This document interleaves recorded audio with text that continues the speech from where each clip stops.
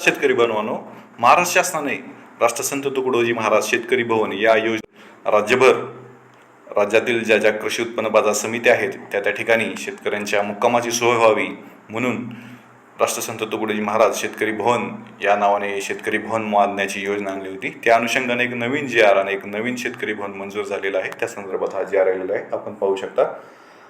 महाराष्ट्र शासनाने कृषी उत्पन्न बाजार समिती तुमसर, तालुका तुमसर, जिल्हा भंडारा येथे एक नवीन शेतकरी भवन बांधण्याच्या अंदाजपत्रकास प्रशासकीय मान्यता दिलेली आहे. म्हणजेच काही अनुदान उपलब्ध करून दिलेलं आहे. म्हणजेच आता तुमसर येथे नवीन शेतकरी भवन होणार आहे. या संदर्भातला हा जी.आर. आपण पाहूयात.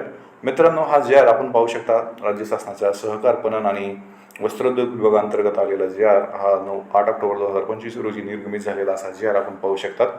मित्रांनो, आपले शेतकरी बांधव कष्ट करून, काबाड कष्ट करून, मेहनत करून आपला माल, शेतीमाल कृषी उत्पन्न बाजार समितीमध्ये नेतात. त्यावेळा त्यांना काही वेळा तिथं मुक्कामही करावा लागतो. त्यांच्या मुक्कामाची योग्य ती सोय व्हावी म्हणून या योजनेअंतर्गत शेतकरी भवन बांधण्याचा मानस महाराष्ट्र शासनाचा होता आणि महाराष्ट्र शासन त्या दिशेने अनेक शेतकरी भवनांना मान्यताही देत आहे आणि शेतकरी भवन बांधूनही घेत आहे. त्याच अनुषंगाने हा शासन निर्णय झालेला आहे. आपण पाहू शकता.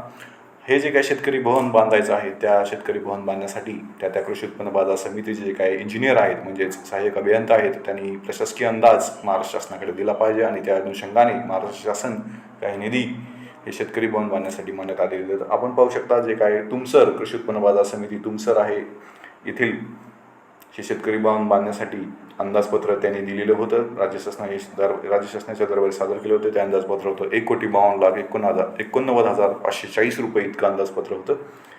त्या एकूण रकमेपैकी महाराष्ट्र शासन काही रक्कम अदा करत असतं. ती रक्कम किती अदा केलेली आहे आपण पाहूयात आणि कधी भेटणार आहे तेही आपण पाहूयात.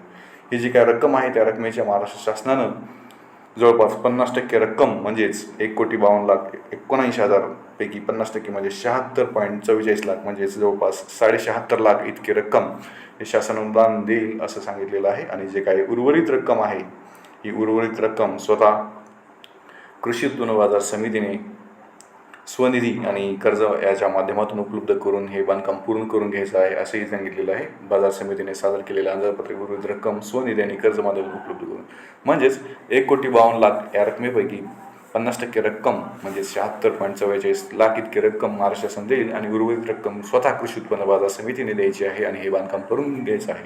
आणि ही जी काही 76.44 लाख इतकी रक्कम आहे ती 50% आणि 50% अशा 2 टप्प्यामध्ये वितरित करण्यात येईल. आणि या जी.आर.मध्ये आणखी एक सूचना दिलेली आहे की मान्यतेच्या दिनांकापासून 1 वर्षाच्या आत हे जे काही शेतकरी भवन आहे ते बांधून पूर्ण झालं पाहिजे असे महाराष्ट्र शासनाने ह्या जी.आर.मध्ये सूचना दिली आहे.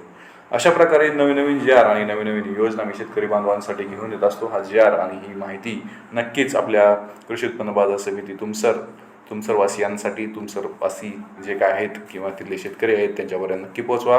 व्हिडिओ आवडला असेल तर लाईक करा, शेअर करा आणि अशाच प्रकारचे व्हिडिओ पाहण्यासाठी तुम्ही नक्कीच हे चॅनल सबस्क्राईब करा अशी मी विनंती करतो.